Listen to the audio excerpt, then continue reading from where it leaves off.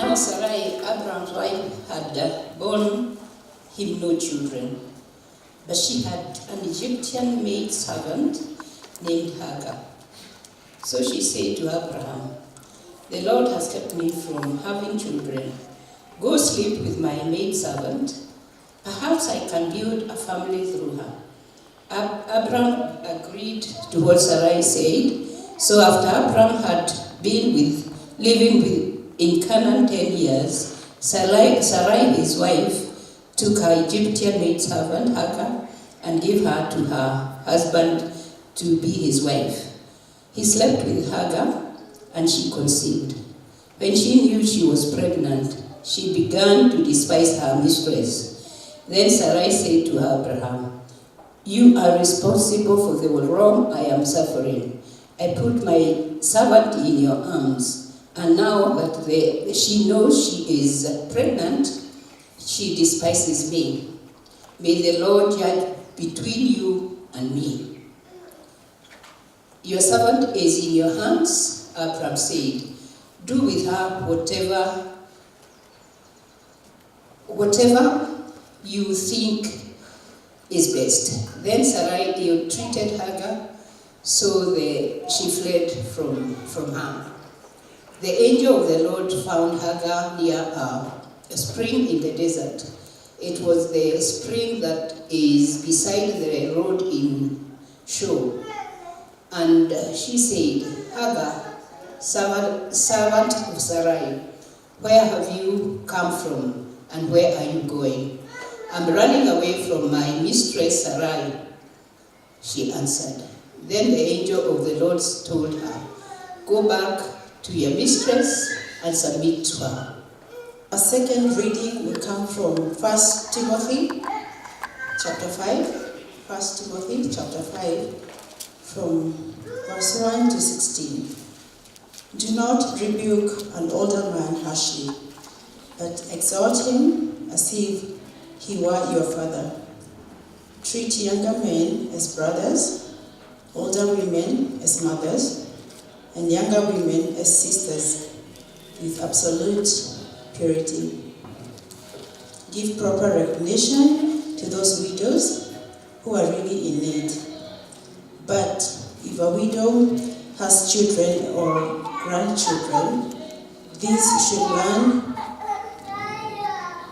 first of all to put their religion into practice by caring for their own family and so repaying their parents and grandparents, for this is pleasing to God. The widow who is really in need and left all alone puts her hope in God and continues night and day to pray and to ask God for help. But the widow who lives for pleasure is dead, even while she lives.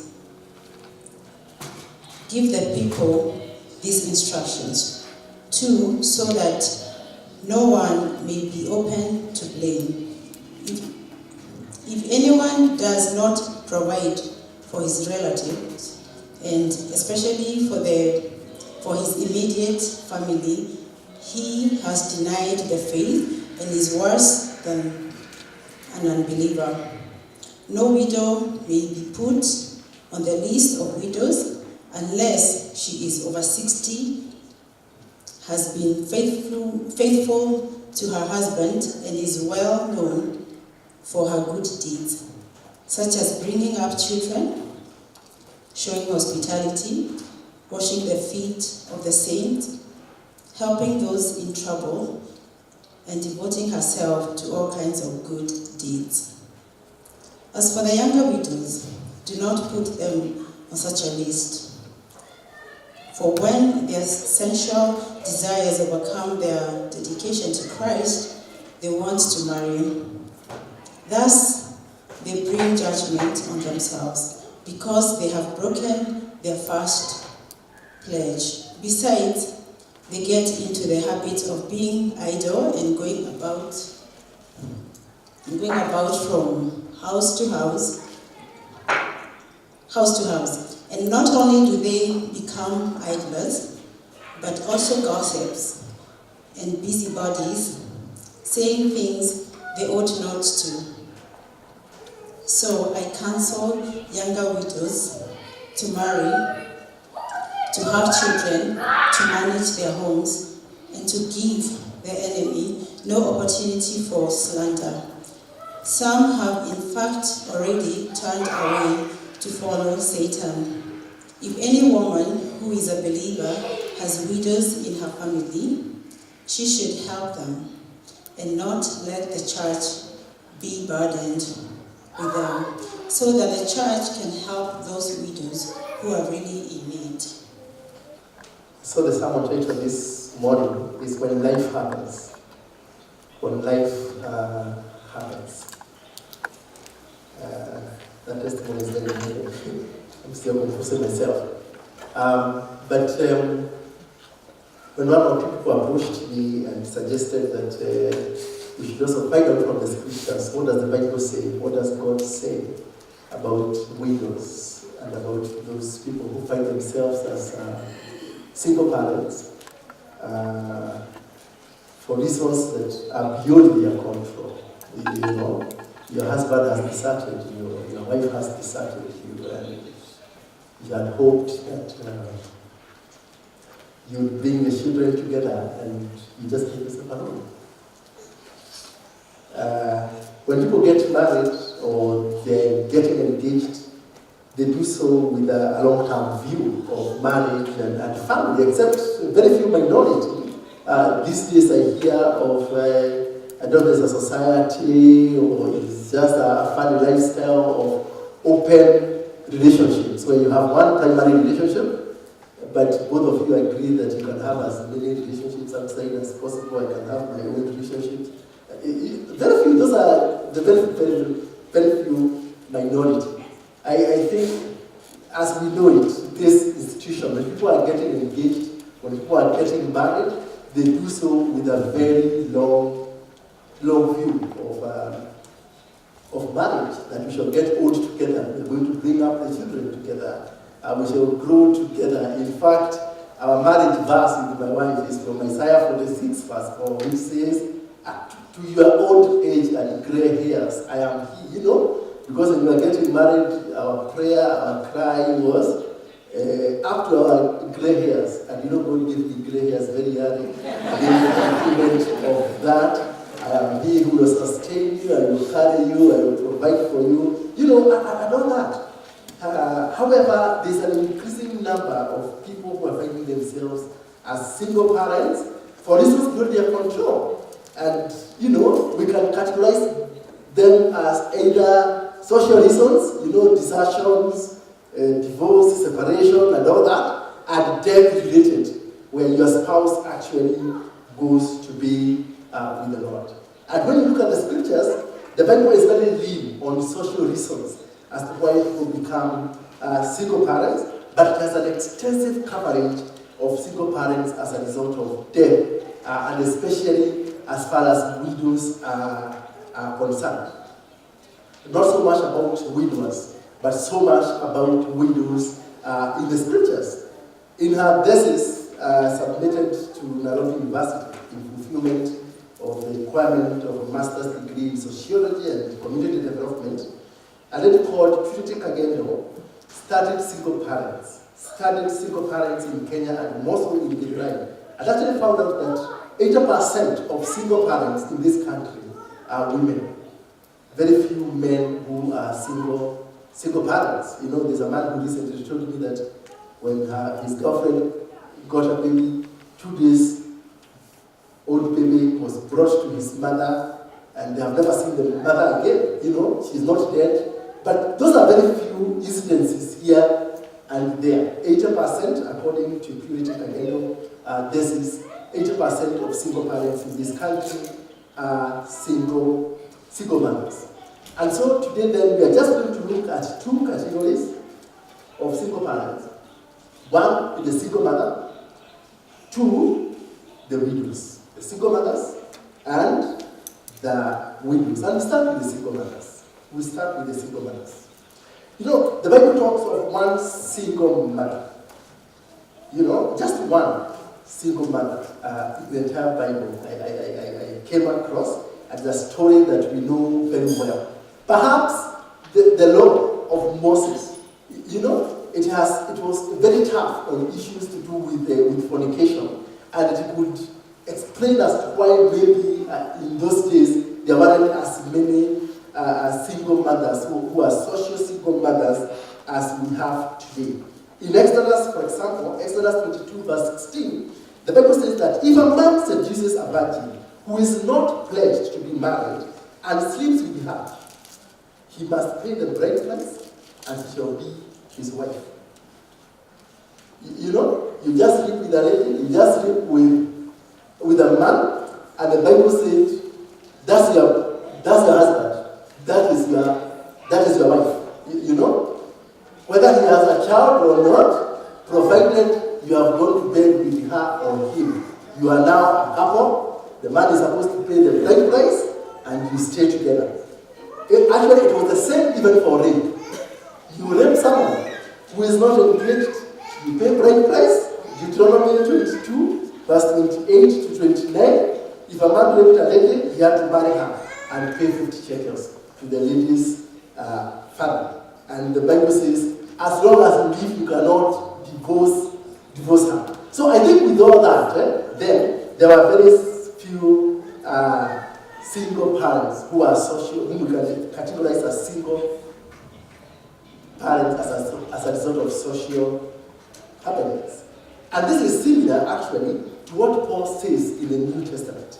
In 1 Corinthians chapter 6, Paul says that he who sleeps with a woman becomes one flesh with her. Just like when one sleeps with his wife, according to the book of Genesis. And this would actually have led to very few instances, if any, of single social mothers. Actually, even when it comes to divorce, the Bible talks a lot about divorce. But again, when you look at how many people divorced in the Bible, again, I only came across one man. In the book of 1 Chronicles chapter 8, verse 8, we read that a man called Jehariah, a Benjamin, divorced his two wives. I don't know what they did. He had two. He divorced them and he married again. You know? Whether they did it, whatever they did to him, but they were two. However, in the book of Genesis, we have the very popular story of Hagar, who became a social single mother. And that story was read to us, and we know it. Sarah and Abraham. Abraham received a call from God. He's going to become a mighty father of many nations. Kings are going to be born to him. He's going to be all those promises that Abraham is given. But by chapter 16, I think this couple has waited and waited and waited, and Sarah is getting concerned that she's getting old and she's doubting the promise of God. And so he just comes up with this proposal to Abraham. Why don't I just allow me to have, what was the name of the house? Hagar as your wife. Perhaps I can raise a family through her. This is someone in her point of weakness. Because I don't think Hagar had the courage to say no. I don't think Hagar had the option or the choice to say no. And so he just consented and went to bed with Abraham. And she conceives. And of course, now Sarah starts feeling bad. I have been with my husband for all these years. I've never conceived. This girl, I just gave her to my husband one night.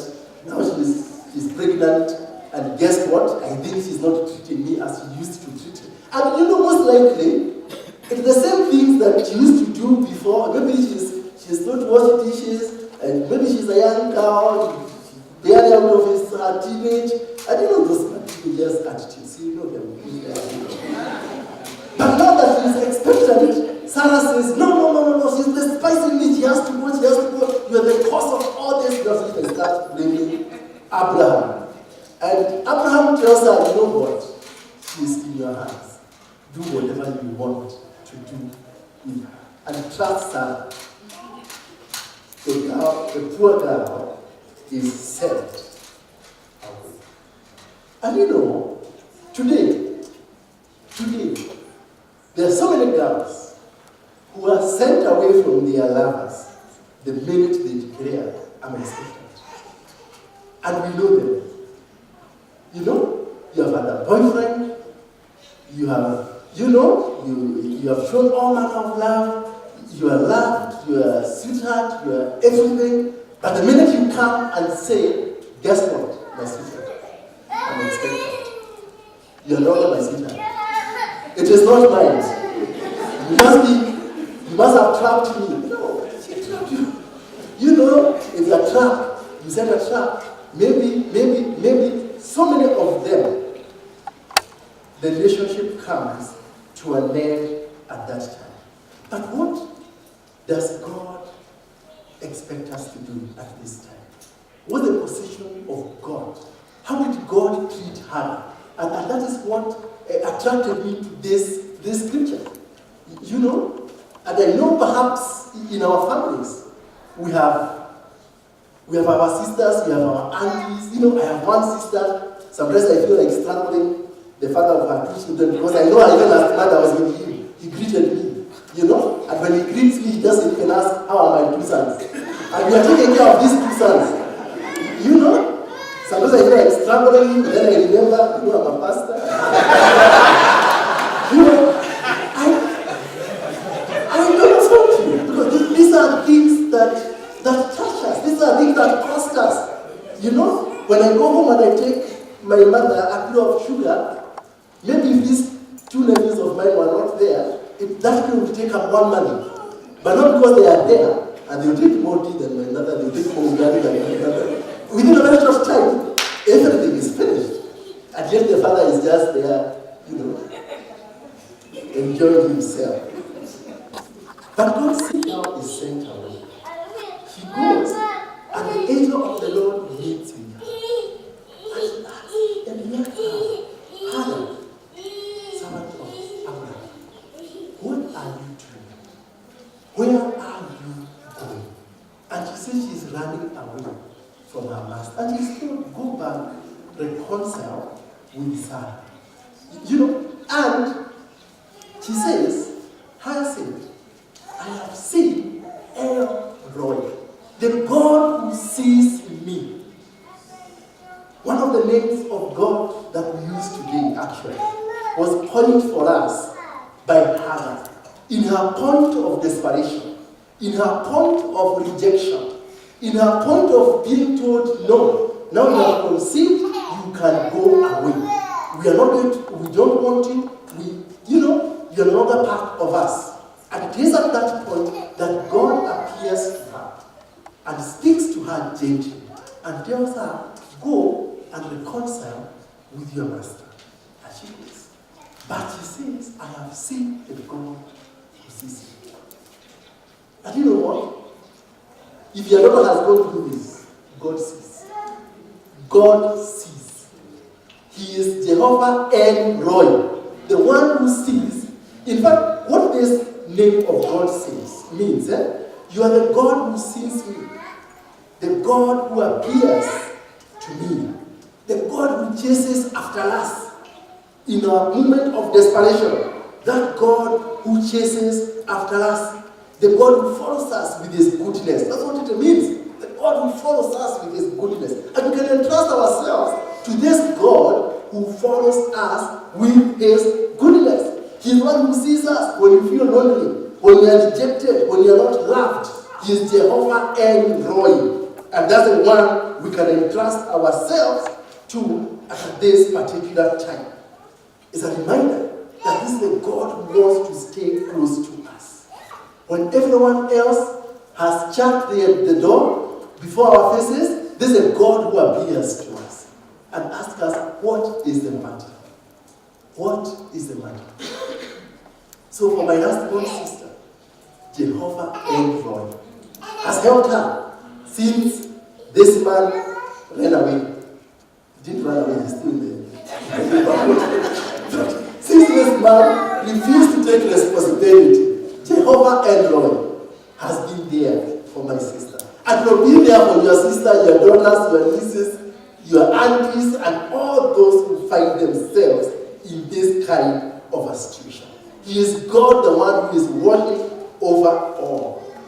He sees the affairs of people, and he knows